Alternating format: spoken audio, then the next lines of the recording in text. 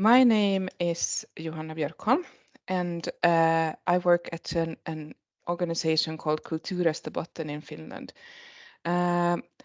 In ICH North, Passing on Our Musical Heritage, is offering today's webinar, and we are an Interreg project, so funded by the European Union.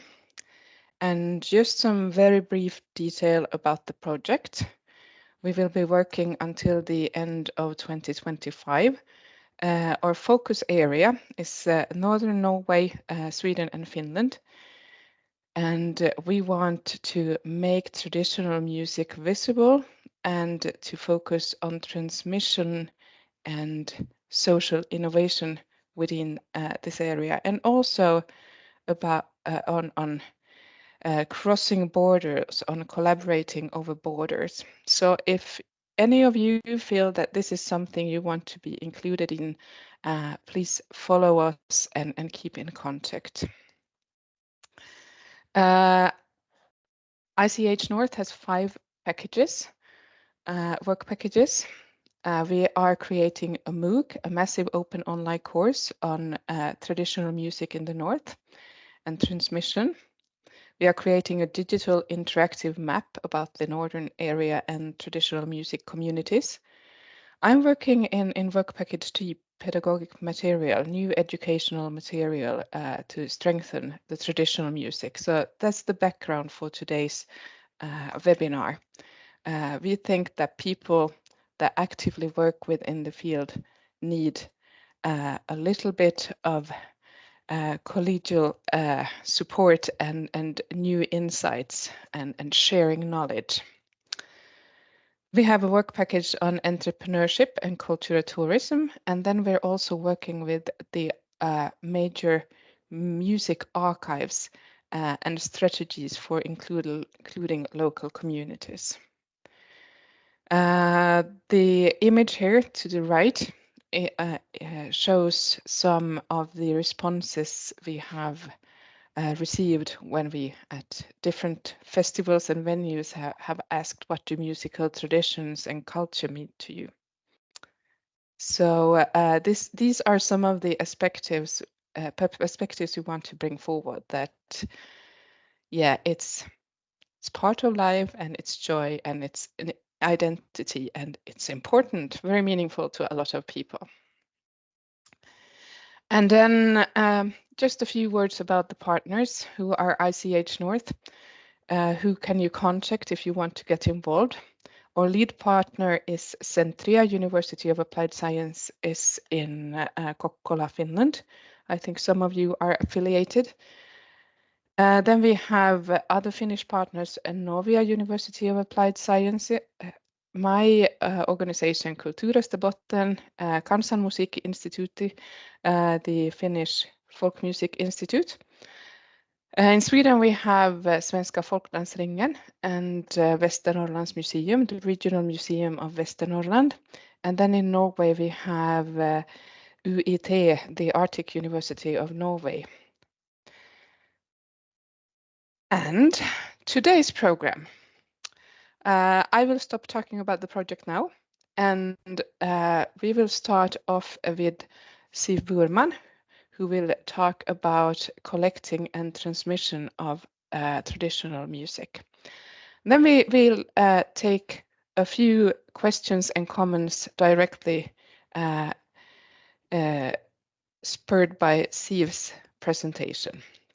Then we continue with Anni Järvelä, who will be talking about the Näppäri pedagogics that have been developed in Kaustinen in Finland. And again, questions and comments directly to Anni. After that, we open up for a discussion. And I'm hoping we will have a few overseas participants showing up here as well. And that we will have a very, very diverse set of views coming forward in this discussion. And then the last few minutes, I will again let you know a little bit about what is happening within ICH North, what you can look forward to and get involved with. So that's the plan for today. And with that, I will stop sharing. And then I have the honor to present Siw Burman. Siw is active in Sweden. She has 50 years of folk music teaching experience, and together with Gunnar Karlsson, she has collected and transcribed more than 400 tunes from older generations within her area. That is Västerbotten, and these have been published in the publication Slattar fra Västerbotten. Today, Siw will share some of her experiences about collecting traditional music and how to transmit that music to students in music schools. So the screen is all yours, Siw. Thank you so much. Then I'm going to share. And we are going to have sound. And so.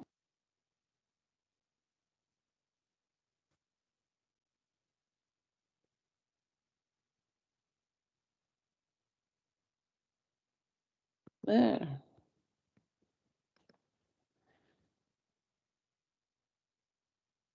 So, I'm ready. Well, hello everybody. It's very nice to be here and I thank you for having me. I will tell you about my background, how the book came about and what the book has given me as a teacher.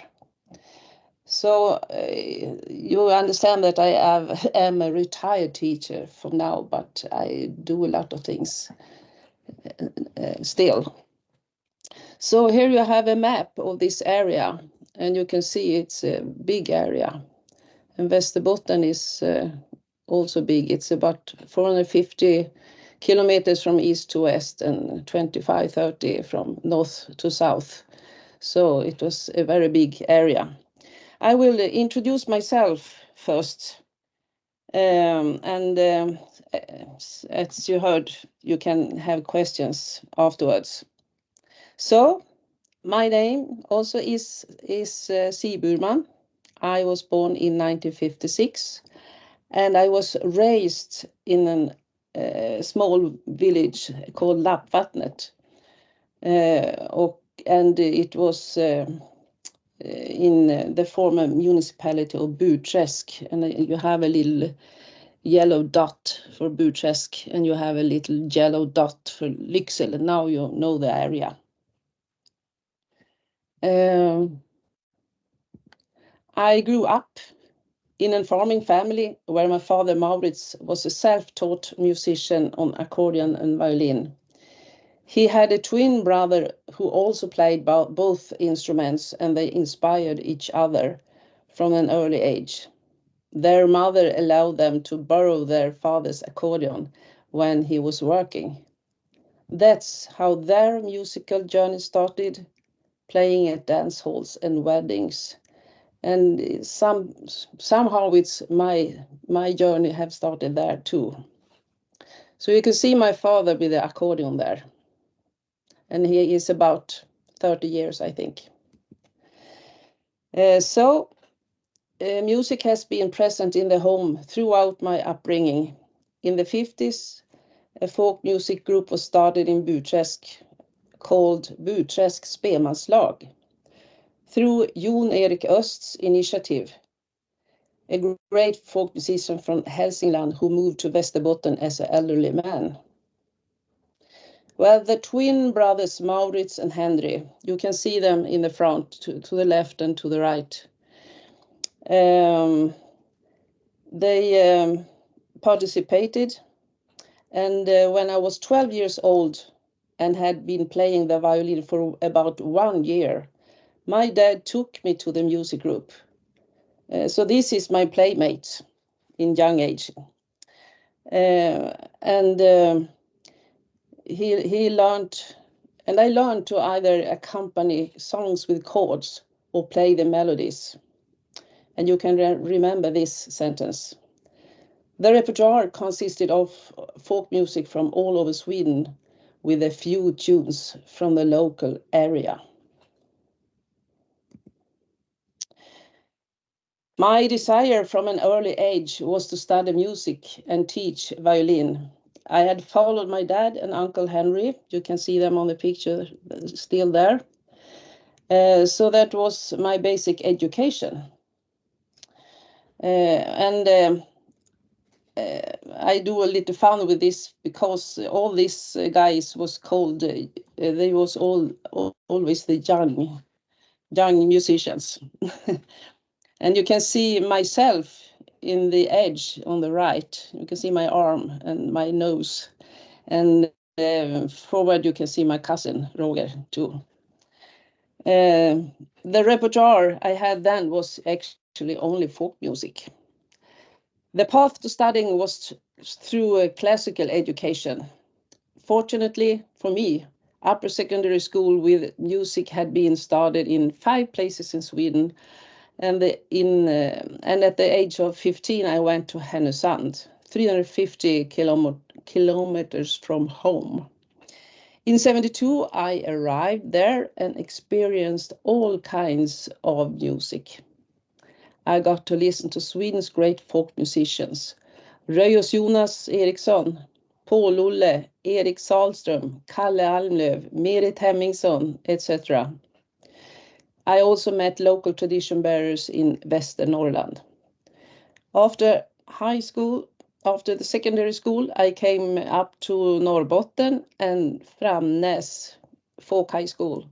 I was definitely not alone in playing folk music, but perhaps it wasn't highly regarded at the folk high school.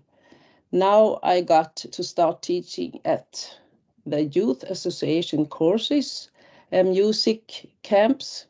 It was inspiring, of course. However, there was a thought that the amount of collected music material from Västerbotten wasn't that much. Norrlåtar in the county of Norrbotten had done collection work in the beginning of 70s and showed that there was still a living playing tradition. I took a break from folk high school, and together with Gunnar Karlsson, as you see here, we traveled around the whole of Västerbotten to do concerts and documentation of living traditions. We were supported by the County Study Association and the County Music, known today as part of Norrlandsoperan. During the late 70s, together with a newly started local radio station, we made a series of programs about Västerbotten music tradition. It turned out that there was a great interest in the music. A school for tunes was also established. So these tunes was put in the newspapers all over Västerbotten, and every week they could take a tune and learn a new one every week for 10 weeks. The following year, the Royal College of Music started training for folk musicians. I applied and was accepted. Since the course was 1 year long when we applied and then became 2 years, I had already planned to also take a classical education. It was the first year for Swedish folk music in music academies. During my studies, we were able to start transcribing the material with financial assistance from DAUM, Dialekt- och ortnamnsarkivet in Umeå. That's a government-funded, that was, I would say, a government-funded archive that collected dialects and place names and also other folk tradition, such as music. DAUM is no more. Sorry. For several years, it became our summer job, where we could compile a collection with our recordings and other previous recordings and documentation from DAUM and a few other archives. And here you can see a bit of what's in the book.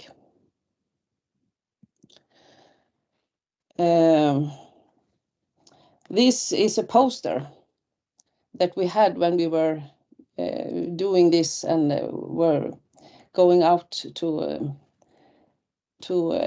let the groups in Västerbotten have the chance to learn the tunes. So in 86 the collection was printed, Slatta fra Västerbotten, with 415 tunes. And slatta means something that hits. Same word in German's, Schlage. And my father often used this dialect word. During the spring, we had the opportunity to distribute the material to music groups around the county. And I think his poster is rather funny because it alludes to our cheese and old melodies. Aged Västerbotten. We had selected a number of melodies, arranged them and recorded them on an LP. And you see we made it programs in the radio, local radio too, and everything. And down you can see the link, so you can have the book in your computer whenever you want. Well, after this, I ended up in Stockholm for over 10 years, and I will do like this.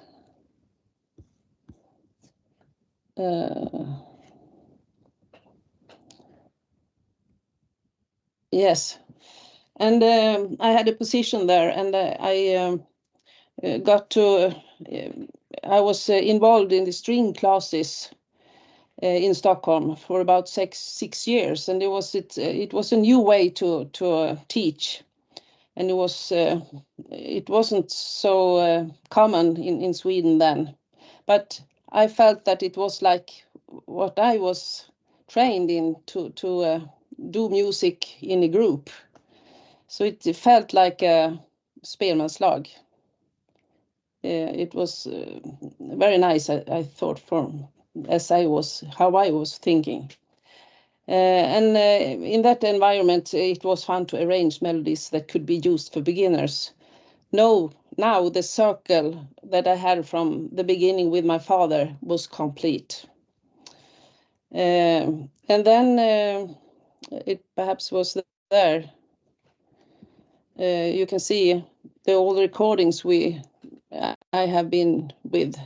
So 4 vinyl recordings we did together, Gunnar and I, and with other groups, and presented Västerbotten's traditions, music. And then in the front you can see 2 CDs with elements of collaboration with Ole Hjort. He was my teacher in KMH, and then my husband too, Ole Bergen, he's pianist, and recently a CD with my family, and the CDs you can find on Spotify. So, and then I moved to Lycksele for a violin position, and I able to start the first folk music group with the students, and I call us for Myrmäkra. It's the name of a bird. Quite soon. And for a number of years, until the young people finished upper secondary school, we played in various venues and raised money so we could fund camps and other activities. We had a lot of fun. And here you in the left, you can see we are in Stockholm playing outside the concert hall. And in the right, it's from Hedlunda, where I live. And so we had a lot of different venues. And then I could use the little book with arranged songs, and I could use it in different contexts. And I also had camp activities in Västerbotten, summer schools. In 95, I was asked to lead the folk music camp in Burträsk, which is still going strong today. And today it's my daughter, and then that generation is holding it in top of the line, which I did. I did it for 5 years in the 90s, and until we couldn't stay at the folk high school, and that's always a problem where we have locations. But they are still going strong, and they're very, very good. And all my children is with there as leaders, so they have a different. The girls playing the violins, and the son is a guitar player. Instead, then I couldn't be there, so I conducted another week summer camp, music camp in Hedlunda, Lycksele, until I was transferred to a trilateral exchange called Rainbow Strings, and that was in 03 to 08. And the exchange was with Petrozavodsk, Russia, the Juiko group. So Vodkalina, I have played before from that side of the border. And Mosjøen, Norway. And one year we also went to the folk festival near Joensuu, the Räkele festival. And this was, of course, summer camps. We did a project in the school too, and one is rather important, I think. Here you can see material made. And this is a EU project that started because a teacher in Storuman municipality, Duncan Camp, applied with an idea for cooperation between cultural activities west of us in Norway and Västerbotten in Sweden. It became a collaboration with the County Music Association, Norrlandsoperan, EU funds and the music schools in the south of Lapland, and together with the Jonas Knutsson Band and the music arranger and conductor Arvid Martinsen. There were 3 workshop sessions for teachers and professional musicians. The teachers came with music material from the local area. Arvid arranged the music or composed new music.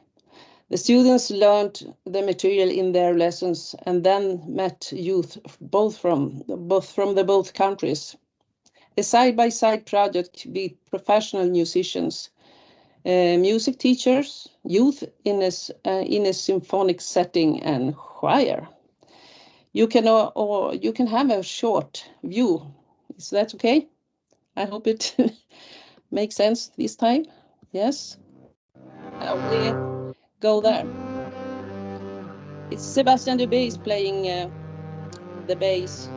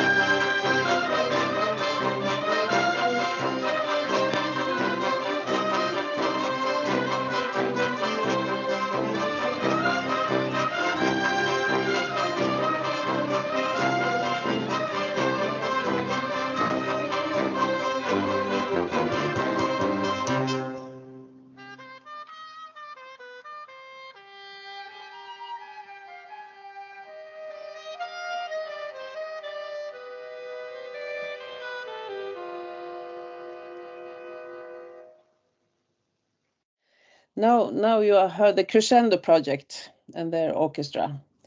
And the pro musicians were Jonas Knutsson, saxophones, Sebastian Dubé, double bass, Rafael Sida, percussion, and Anders Persson, piano, and they were fantastic. Then after that, the opportunity came to start string classes in Lycksele. The children got to use the string instruments as an expression. For 1 or 2 years, they played in the school's compulsory curriculum. They also did lunch concerts for their parents, which was exciting and nerve-wracking for the children, but it was fun. If they wanted to continue playing, they had to sign up for the music school's activities, either on the same instrument or another one. I organized visits for folk music groups and conduct workshops for the music school and the upper secondary school arts program. I have arranged my own playing days with students of different ages. I had also used older students as mentors, even my own children during my last years as a violin teacher at Lycksele Music School and came home to help me. And this was very dearly for me to do this.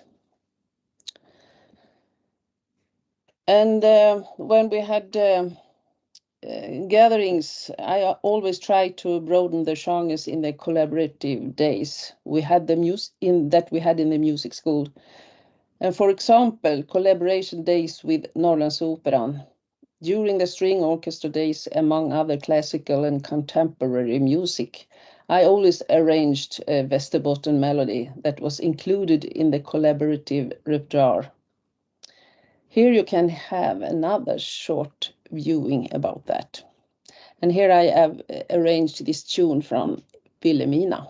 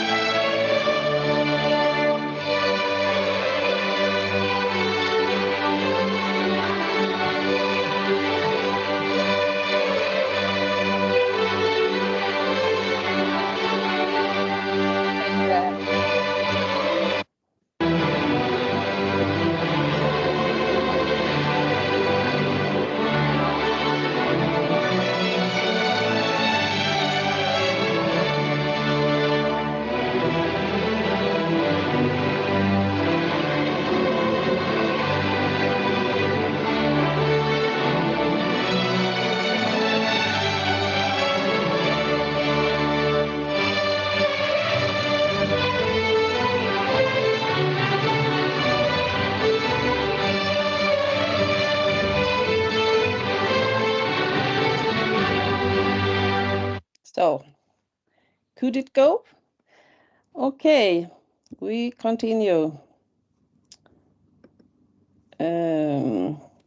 Well, since 1975, I have now and then taught at folk music camps.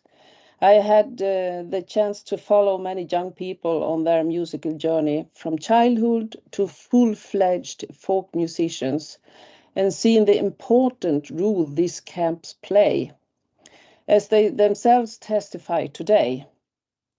And our most known folk musician from Lycksele nowadays is Erik Rydvall. He's a keyed harp player, and he makes a lot of music in American films and so on. He plays in the films.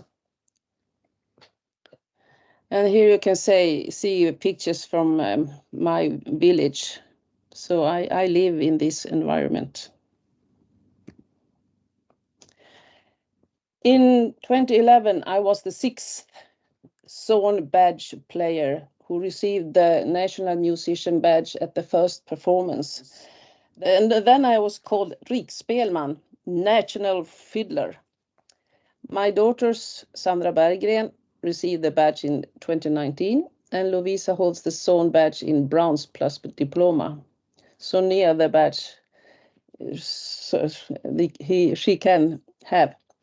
Over the years, I have done a number of country music association tours with Norrlandsoperan, most recently with gold and silver musicians from Norrbotten and Västerbotten, but also with the family. This summer, the Zone badge performances are in Umeå and Burträsk. We will do a concert with a gold and silver medalist from the before. And now with my daughter, Sandra, I'm very proud. And I want to show you this. This is the family who plays one of the tunes from Vilhelmina, so we can have a short listening.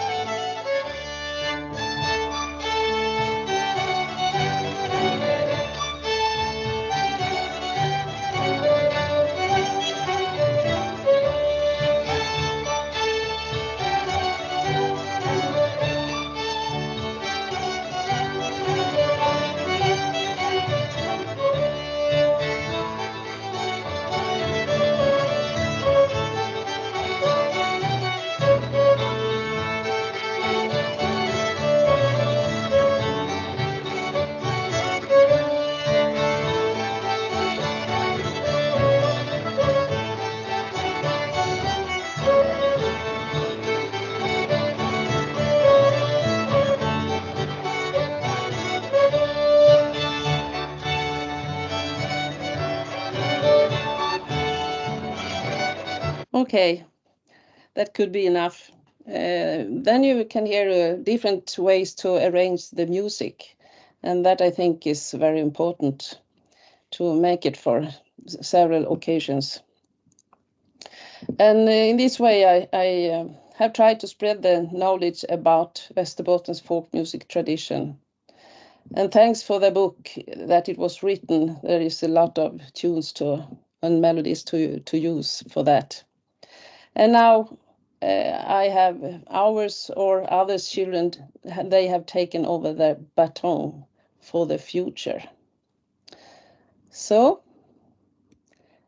but still, it's a lot of things to do. Here in the left, we see the summer camp from Burträsk. So this is the end for me. And thank you very much for having me for this. And good luck in the future. So Anni Järvelä, she's here to present the Näppäri Pedagogics, and that is a teaching system that has been developed in Ostrobothnia to spread and transmit local traditional music to everyone who is interested in the field. And Anni is also a very active teacher within this Näppäri and folk music pedagogy system. In November 2023, the Kaustinen Näppärit Association received Finland's National Prize for Children's Culture. So this is very much a method that is highly regarded on the national level here as well. And the prize was awarded for pedagogical work that has fostered hundreds of eager folk music heritage practitioners both in Kaustinen and all over Finland and internationally. So, Anni, now we'll give the screen to you. Thank you, Johanna, and let's hope that we will get Siw back to finish her presentation, but I can take over as long as she's not able to. Yes, as Johanna told already, my name is Anni Järvelä, and I'm giving you this presentation from a village called Kaustinen in Finland, which is a small community of about 4,000 people. You can start the presentation, Johanna. Now. And I will Thank you. And if I go, yeah, yes, thank you so much. Yeah, so you can just go forward. Next slide. Johanna has to share my presentation because we had some trouble sharing this through my computer. Well, yeah, some words about the Kaustinen community here.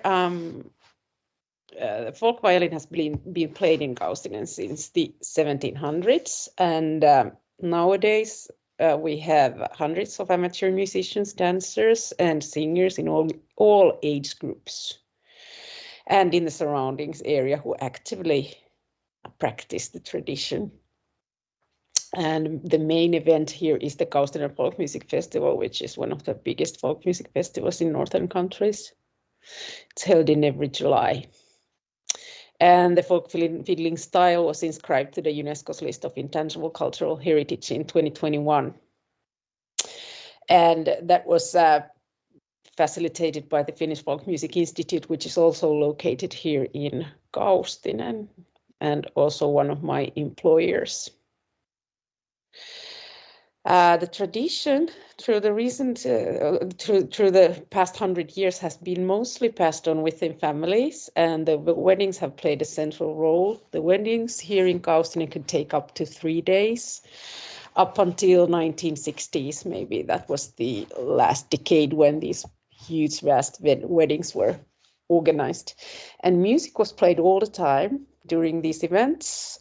Traditional tunes, you could hear them, and that was the place where you could pick up these tunes if you wanted to learn the tradition. But nowadays we don't have that kinds of weddings anymore, and the tradition is mostly passed on through formal and non-formal education. Can I have the next slide, please? And just for you to understand the context a little bit better, I will tell you a couple of words about the Finnish music school system in the 80s, when the Näppäri teaching system also started to grow. Back in the 80s, the music school system in Finland was mostly based on degree-oriented conservatories. And the conservatories we mean here, when we talk about conservatories now, we mean basic music studies for kids and young, and sometimes it was also upper secondary level. The good thing about this was that the system was quite effective, and it has produced a wide range of solid professionals and many high-profile artists. But the cons were that the system was quite selective and it could not involve everybody, and also the context was a little bit narrow. The teaching basically only concentrated on classical music, and if there was any folk music played, it was through these systems that we had from Eastern Europe, mostly from Russia, Hungary. So the folk tunes came from these countries. You could also study music, take classes through open colleges, but that was mostly aimed for adult learners. Next slide, please.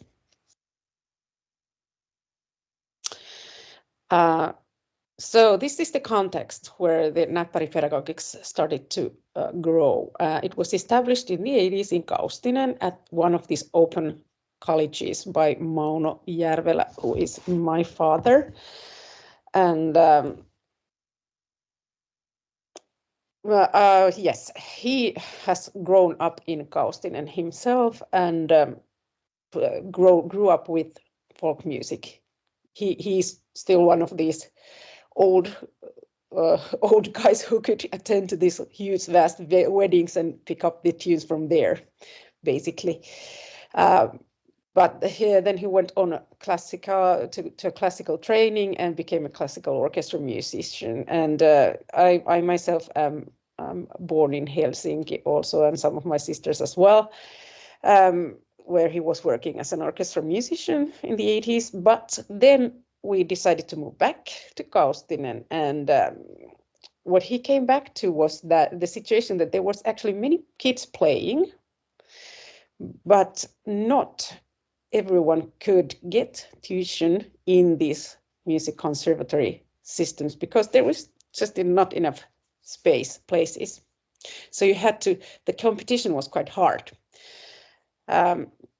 So he ended up not recommending these entrance exams to anyone and started to train these kids through the open college system instead.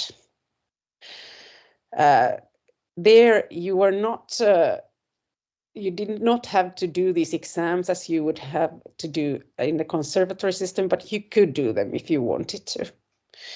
And another difference was that instead of only focusing on classical music, he wanted to include the local traditions to the teaching. And that's where the Näppäri music concept started to develop. Next slide, please.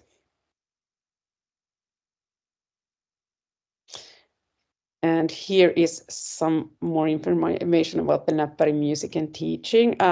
It is mostly arranged folk music with various difficulty levels, so you can participate as a new beginner, or you can play them if you're more advanced.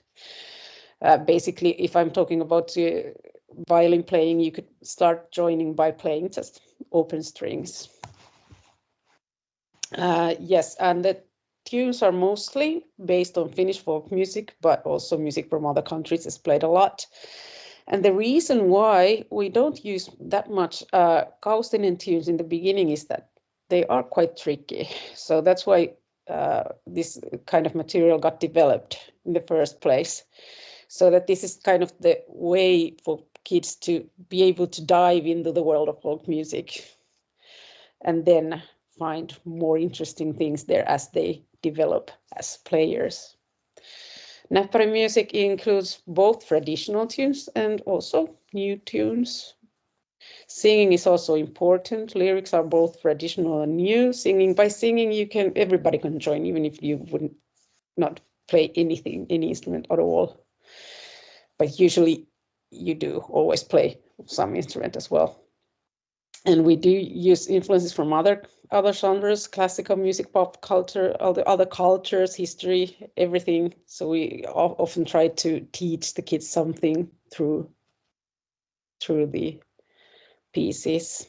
Sheets are used as support, but the style is mostly adapted by listening because the system is based on playing together. So where you can listen to others playing.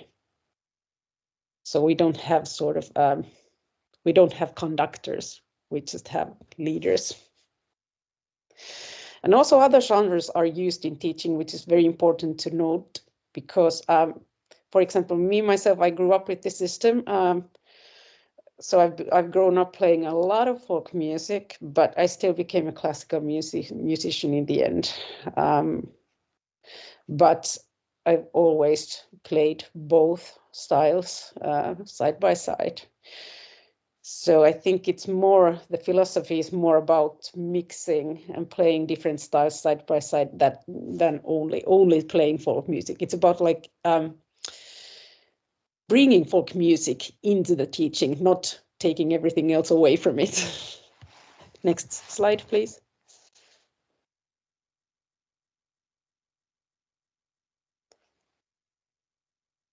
Johanna, can you hear me? Yeah, there you go. Okay, so these are the 5 official principles of Näppäri pedagogics. We want to offer the opportunity to learn music to anyone who wants it. That is really important. And we want to make playing music part of daily life again, because that's how it used to be here in Kaustinen back in the old days. When you met somebody, you often played together. And we want to encourage musicians of not yet. We want to encourage musicians of all ages and levels to play together, because this is kind of the masters, and well, you learn from the older ones, and then the older ones, it's good for them to realize also that they have something to give to the smaller ones, as it has always been in the world of folk music. And we want to keep the folk music tradition vibrant and incorporate into the curriculum. And this last sentence here is quite, nowadays it is in the curriculum already, but back in the 80s it was not. But we still want to make it more visible in music teaching, because through bringing out local traditions, we keep the musical scene overall scene more vibrant and more diverse and more alive. That's what we believe, and I think many others do too. And by doing this, we want to promote unrestricted, timeless music education. Next slide. Today, Näppärit, yes, we come together here in Kaustinen every week as a group of about 80 to 100 players. So we rehearse weekly, and then we play this Näppäri music. But on the side, they have their private lessons where they play also classical music. Some play only folk music, some play pop music, but we come together and we play this Näppäri music together every week. And other than that, we want to encourage other people to explore their own traditions and add it to their teaching. We do this by giving courses throughout Finland, mostly within music schools. And we also have summer camps. And here in the picture, you can see one of our yearly highlights, the big Näppäri concert at the Kaustinen Folk Music Festival, where hundreds of kids and young usually get together to play together. And we also do have some international cooperation with Nordic countries and other European countries and South Africa, for example. And from South Africa, we have adapted a way of using South African marimbas in our teaching also. We have built a whole set of South African marimbas that we use mostly, that the kids get to know about other cultures, but we also use them as a tool to teach music theory. And the kids like to learn the theory that way, I can tell you. That is a lot of fun. And many teachers in different music schools also use the Näppäri material as part of their teaching, but that's not our main goal. Our main goal is to inspire other people to use their own traditions. Obviously, they can use the Näppäri material, but please do look around and see what you have, as Siw has done. And as I already mentioned, that the Kaustinen traditional tunes are quite tricky, so you can't really start your playing career by playing those tunes. But as you get more advanced, the kids here do learn the traditional tunes, and that happens by pizza challenge. And that means that they get a set of tunes, maybe about 10 tunes, traditional tunes that they have to learn. And then once they have learned it, they gather together with the local master musicians, and once they accept or agree that they know these tunes, the kids get pizza, and then they get a new set of tunes. Yes, I think we can go on with the examples. Here you can see a recording of one of the summer camps we have been doing. Here you can see how the system is built. This is from the concert. Different ages are playing together, different instruments are playing together, different levels are playing together, and yeah.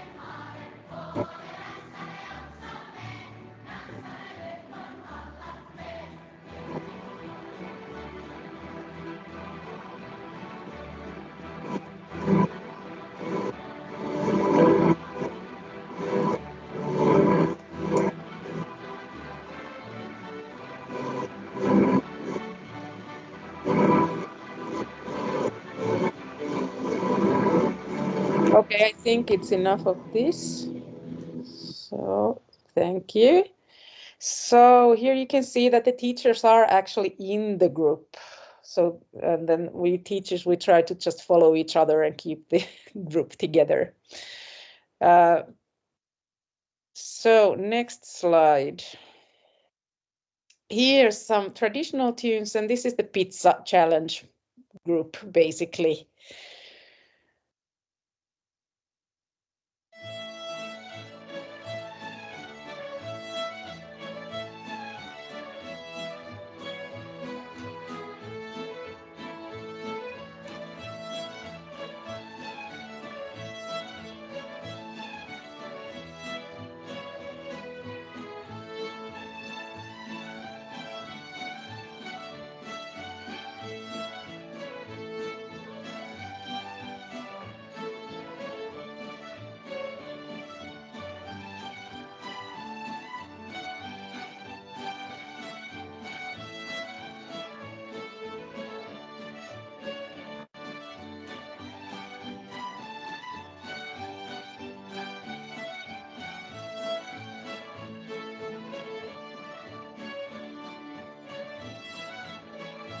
Okay, thank you. So this is the older students in Kaustinen, and then hey, yes, Johanna, I'd like to share my screen for just a second here before presenting you the last example. Just to show you an idea of. Can you see that? I don't, but no, it's there. We see it. There, okay. So you can see the score of Votti-Kaalinna. This is from Eastern Finland, and here it's an example of how we combine different styles of music. You will hear the whole piece later, and you will find some classical influences there. So by this piece, we want to introduce some classical music also to the students that don't play that otherwise. So you can see here is the violin easy. Highest up you can see the vocals, the singing. Then violin easy. Violin B is a little more advanced. Violin C is most advanced. And then we have the other instruments here as well. We usually arrange the pieces according to the instrumentation that happens to be on the summer classes. So we have marimba here. We usually don't have marimba, but that time we did have that. So here you can see the structure of the pieces a little bit. Maybe here you can see that the easy players only play open G string, the others play something else. And in the end, the more advanced players play quite advanced stuff, using second and fourth positions and stuff. I can't find it now, but here, for example, so just to give you an idea of how the scores look like. Now I have to find this, and we can take the last example. And this is an arrangement that has been done by my brother Esko. And let's see if we can just listen to the whole piece, probably here in the end.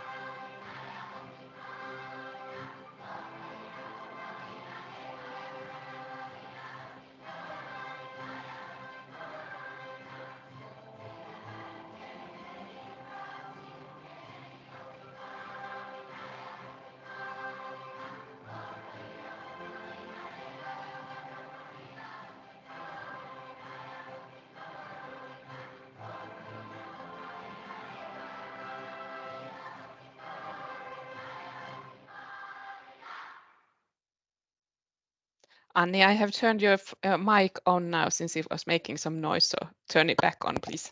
Ah, thanks. And why is my background different? This is really weird.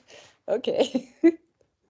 But thank you. I think there was something wrong with the sound quality, but you probably could get the idea.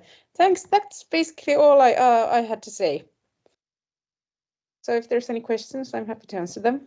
Thank you so much. That was very inspiring, and yeah, really nice with the last example to see how big it can get once you have the opportunity to really work with it. Yes, so please, do we have questions or comments? You can use the raise your hand function, and we'll just share the word if we see that someone wants to say or ask something. Yes, Siw, so glad to have you back online. Yes, thank you.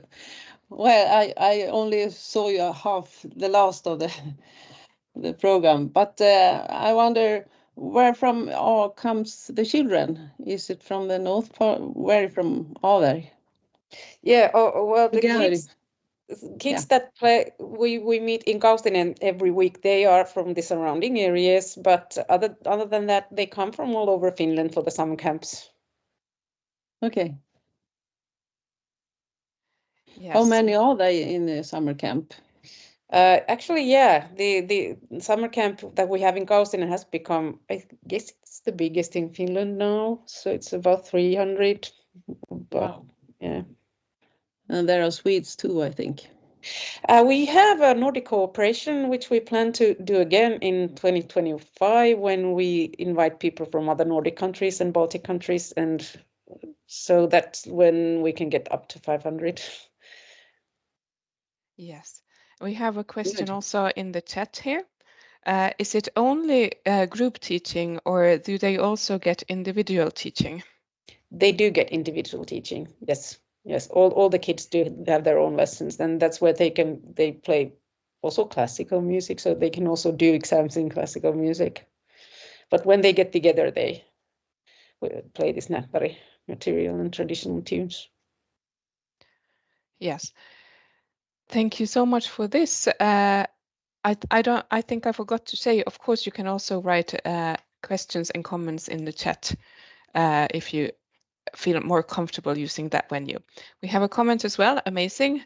The Näppäri project is very impressive. Good job. I think so as well. It's so inspiring to see this because, as you said, Kaustinen is not a huge society, and just this way of managing to just get everyone involved is just amazing. And then another comment, is it only summer camp or does it continue during the year? Yeah, yes. The summer camp, we always, in the beginning of June, we launched the new program. And that's the program that we do on our summer camps and with which we play for the first time at the Kaustinen Festival. But after that, we tour different music schools in Finland with that program and give weekend courses. And the kids here in Kaustinen get together every week, and then we play another program there. Yeah. And somehow I feel that whenever I see stuff about Näppärit, everyone seems to enjoy themselves so much. I think that's the really best thing about it, that no one seems to just endure because you need to learn an instrument, but everyone seems to actually have so much fun. Here's another comment. Thank you for the presentation. And I had a problem with the sound and didn't hear the name and context of the last tune. Could you please repeat it? Yes, the name of the last tune was Bottikaalina. It's a tune from Eastern Finland, from Karelia. Yes. Thank you so much. I think we'll keep an eye on the watch here now and move forward. Thank you so much, Anni. I should stop sharing here as well. me and Therese, we are working in Work Package 3, and feel free to contact us about, ideas on themes for upcoming webinars, or if you have good practices as the ones we have been hearing about today that you want to give us a tip on, that we could spotlight and make visible. And also, if you have ideas when it comes to needs of educational materials within the music communities for traditional music, we are working on producing new materials. So we would very much like to discuss and find out what the communities actually need. And then right now, we have 2 calls for actions. We are looking for good tunes or song for teaching musical traditions to new practitioners. If you have something that you know works for certain aspects of traditional music that you tend to use, please share it with us. We have this forum online, share your favorite song or tunes, where you can do this very easily. And I'll give you the address in just a little moment. And then we're also looking for traditional children's songs. We want to create a playlist on YouTube where new parents or people that work with children can get inspired with songs, rhymes, clappings, all these things that you traditionally have done with little children. So if you, your family, or your community have something good that you could share with us, please use that same form and let us know. And the very last thing I want to say about the project is that we have upcoming events. So the project will participate in a number of events with different kind of programs. We will meet people, we will record people that have good tunes for different things, and we will be there, perhaps have some seminar and whatnot. There is a long list of places we will be until February 2025. After that, we haven't really been making plans at this stage, but you can meet us live and get involved. And on the 4th of November, we are arranging a workshop, online workshop, make head arrangements for traditional music. So if you or someone you know would like to learn more about how you can think when it comes to arranging traditional music, perhaps just while jamming along or making an arrangement for your group, this is the workshop for you. And it's online, but we also give the opportunity to create physical meeting points.